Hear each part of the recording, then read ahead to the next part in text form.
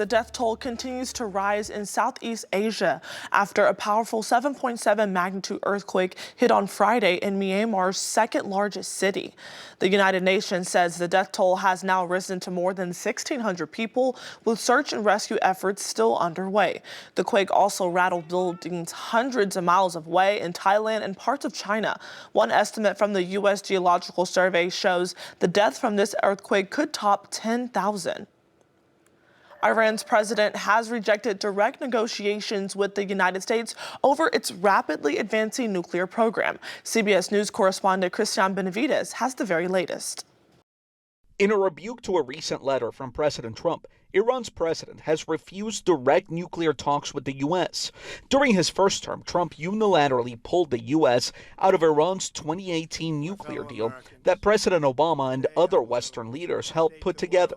As President Trump wades into foreign policy around the world, there's more reaction to Vice President J.D. Vance's visit Friday to a U.S. military base in remote Greenland. Greenland really matters for the security of the United States. Mark Warner, the top Democrat on the Senate Intelligence Committee, criticized President Trump for not ruling out using force to secure Greenland, which is a territory of NATO ally Denmark. Legitimate interest in stronger ties with Greenland? Absolutely.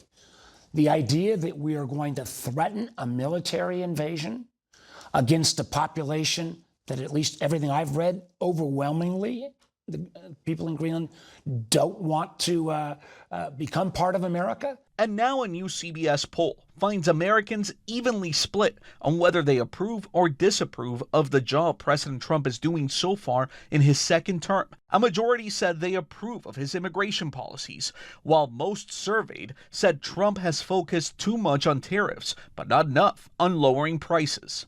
Christian Benavides, CBS News, Miami. Some closely watched elections will be happening this Tuesday in Florida and Wisconsin. Florida voters will be casting ballots on 2 vacancies in the House of Representatives, where Republicans hold just a 5-vote majority.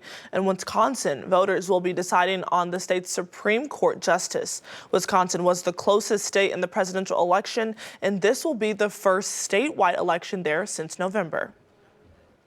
Well, did you know the Marshall Islands were the last nation in the world to not have a national soccer team? But in 2022, that finally changed. But it wasn't people from the country who started it. It was people from the UK, and when they heard about the Marshall Islands not having a team, they felt it was time to change that. And with the large Marshallese population here in Northwest Arkansas, people were interested in it and quickly realized they needed to utilize this area, making Springdale their North American headquarters. The marketing manager for the team, Matt Wells, explains why they chose Springdale. Northwest Arkansas in February last year was just how vibrant the community was, and we were lucky enough to meet with Ozark United and the people behind that, and we made a lot of very good connections, and it really drove it home for us that we should be using Northwest Arkansas, and in particular Springdale, as the kind of headquarters of our North American soccer operations. People from across the country are in Hot Springs this weekend for the Arkansas Derby. The Sandman and jockey Jose Ortiz were this year's winners, taking home the grand prize and 100 qualifying points for the Kentucky Derby. Carter Threet was among 68,000 at Oak Lawn for the race and shows us some of this weekend's festivities.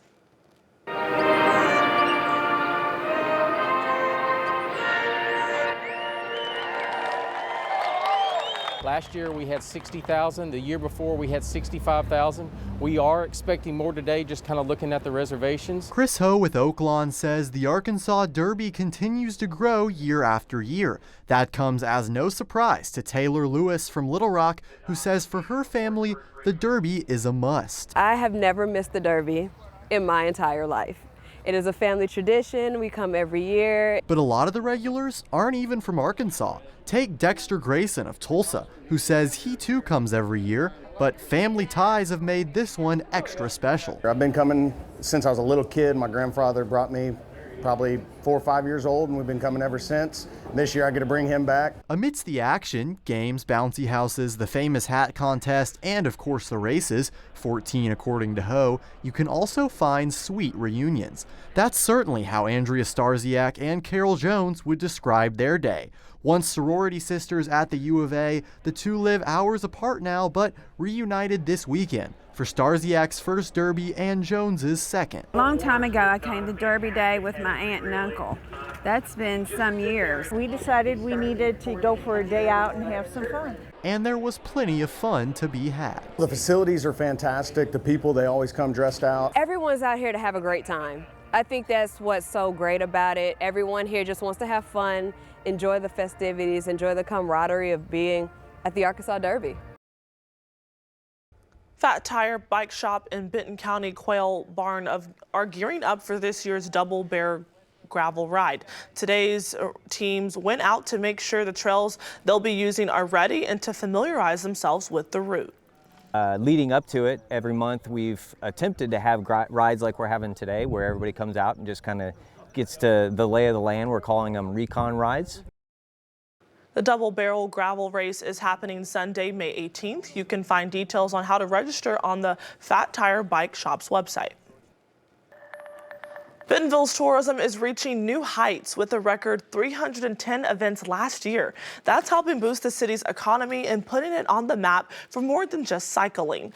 In 2024, Visit Bentonville was involved in over 300 events, up from 215 the year before. The city is focusing on attracting new markets, including medical tourism, with the Alice Walton School of Medicine on the way. Tourism leaders say events like Bike Fest and Lifetime Big Sugar Classic continue to grow, drawing more visitors each year. Our first year was about 900 in Lifetime, and we're already up to about 2,000. I think we're going to see the growth of those events, and I think that's one of the reasons our economic impact numbers have continued to grow, is that our events are very successful. Visit Bentonville says they'll also continue to focus on cycling events, including road races and gravel events, and exploring new sporting events.